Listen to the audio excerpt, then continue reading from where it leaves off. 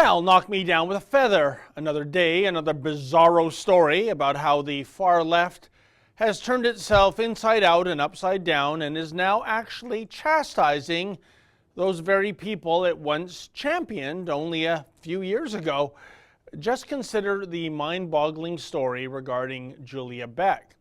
Now, according to theblaze.com, Beck is a lesbian activist. She is also a member of Baltimore's LGBTQ commission.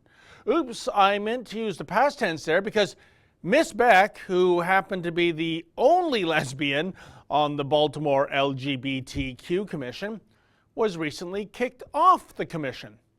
Gee, that's no way to treat a lady lesbian. What, pray tell, did Julia Beck do to suddenly make herself persona non grata? Well, while serving on the committee, Beck had made reference to a convicted rapist. Now, a lesbian condemning the actions of a rapist kind of makes sense to me, and for that matter, who wouldn't condemn the actions of someone who rapes women regardless of one's sexual orientation?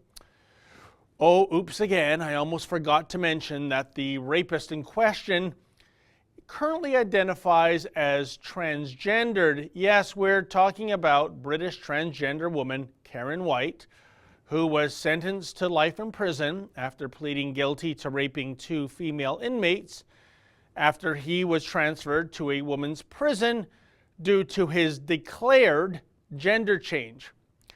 Yeah, you heard that correctly, folks. Karen is, biologically speaking, a dude, given that the she-male obviously still has a functioning penis. But alas, Miss Beck made the dreadful mistake of wading into that no-go zone known as the land of political incorrectness.